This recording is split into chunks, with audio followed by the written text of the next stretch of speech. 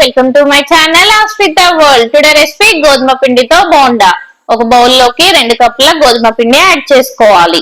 ఇందులోకి 1/2 కప్పు రవ్వ యాడ్ చేసుకోవాలి. ఇలా రవ్వ వేయడం వల్ల మనకి బోండాలు అనేవి మరింత క్రిస్పీగా వస్తాయి. పైన క్రిస్పీగా లోపల సాఫ్ట్ గా చాలా బాగుంటాయి టేస్ట్. 1/2 టీ స్పూన్ జీలకర్ర వేసుకొని 1 టీ స్పూన్ ఉప్పు వేసుకోవాలి. ఒక్కసారి ఉప్పు బాగా పిండికి పట్టేట్టు మిక్స్ చేసుకోవాలి. మనం రెగ్యులర్ గా మైదా పిండితో చేసుకుంటూ ఉంటాం కదా మైసూర్ బోండా. మైదా అంత హెల్దీ కాదు కాబట్టి పిల్లలకు పెట్టేటప్పుడు ఇలా గోధుమ పిండితో చేసి పెడితే హెల్దీగా మనం స్నాక్స్ అనేవి ఇచ్చేయొచ్చు. ఈసారి మీరు కూడా బోండాలు గోధుమ పిండితో ట్రై చేయండి, చాలా టేస్టీగా ఉంటాయి. ఇందులోకి 1 కప్పు పెరుగు యాడ్ చేసుకోవాలి. పెరుగు మంచిగా పిండికి పట్టేట్టు కలుపుతూ మిక్స్ చేసుకోవాలి. కొంచెం వాటర్ యాడ్ చేస్తూ మిక్స్ చేసుకోవాలి. పిండి కన్సిస్టెన్సీ అనేది మన క్రీమీ టెక్స్చర్ ఉంటుంది కదా, అలా వస్తే బోండా అనేది పైన క్రిస్పీగా లోపల సాఫ్ట్ గా వస్తుంది. మైదా పిండితో చేస్తే ఆయిల్ ఎక్కువగా పీల్చుకుంటుంది, అలాగే అన్హెల్దీ కాబట్టి గోధుమ పిండితో ఇలా హెల్దీగా బోండాలు చేసుకొని తినండి. రుచి మాత్రం సూపర్ గా ఉంటుంది. ఈసారి మీరు కంపల్సరీగా ట్రై చేయండి. ట్రై చేస్తే ఎలా వచ్చిందో కామెంట్ చేయడం మాత్రం అస్సలు మర్చిపోకండి. మీ ఫ్రెండ్స్ లో ఎవరైతే బోండా అంటే ఇష్టంగా తింటారో వాళ్ళకి కంపల్సరీగా ఈ వీడియోని షేర్ చేయండి.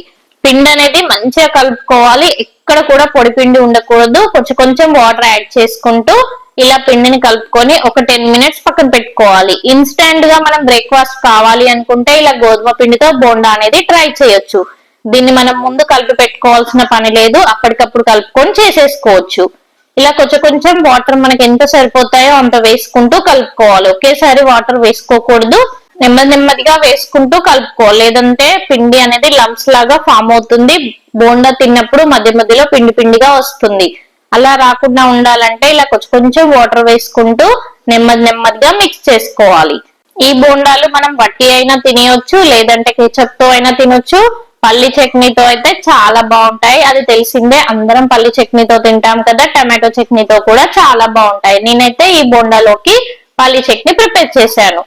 ఇలా పిండి ప్రిపేర్ చేసుకున్నాక మనం బోండా వేసుకుంటాం అనుకునేప్పుడు 1/2 కప్పు సన్నగా కట్ చేసుకొని పెట్టుకున్న ఉల్లిపాయలు, ఫ్రెష్ గా కట్ చేసుకొని పెట్టుకున్న కొత్తిమీర వేసుకొని మిక్స్ చేసుకోవాలి. ఇందులోకి ఇష్టమైతే కొంచెం పచ్చిమిరపకాయ ముక్కలు కూడా యాడ్ చేసుకోవచ్చు. పిల్లలు తింటారు కాబట్టి నేను ఇక్కడ పచ్చిమిరపకాయ ముక్కలు యాడ్ చేసుకోలేదు.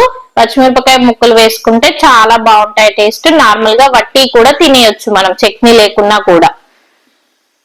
చూసారు కదా, పిండి ఇలా కలుపుకొని పక్కన పెట్టుకోవాలి. ఇప్పుడు ఇందులోకి 1/2 టీ స్పూన్ బేకింగ్ సోడా వేసుకోవాలి. బేకింగ్ సోడా వేయడం వల్ల బోండాలు అనేవి మంచి పర్ఫెక్ట్ గా ఫ్లఫీగా వస్తాయి. కంపల్సరిగా వేసుకోవాలి బేకింగ్ సోడా అనేది. ఒక్కసారి బేకింగ్ సోడా అంతా పిండికి పట్టేట్టు మిక్స్ చేసుకోవాలి. ఇలా మిక్స్ చేసుకొని పక్కన పెట్టుకున్నాక మనకు ఆయిల్ డీప్ ఫ్రై కి సరిపడినంత పెట్టుకొని వేడి చేసుకోవాలి.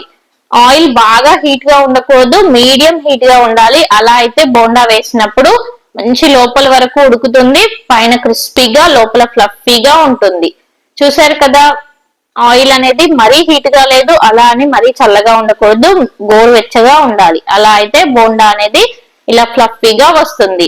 2 వైపులు మంచి తిప్పుకుంటూ గోల్డెన్ బ్రౌన్ కలర్ వచ్చేంత వరకు ఫ్రై చేసుకోవాలి. స్టవ్ అయితే అస్సలు హై ఫ్లేమ్ లో పెట్టొద్దు, అలా పెడితే పైన మాడిపోతాయి, లోపల అస్సలు ఉడకవు. పిండి అలానే ఉంటుంది, మనం ఎలా వేసామో అలానే ఉంటుంది. అలా ఉండకూడదు. మంచి క్రిస్పీగా రావాలి అంటే స్టవ్ మీడియం ఫ్లేమ్ లో పెట్టుకుని 2 వైపులు తిప్పుకుంటూ కాల్చుకోవాలి.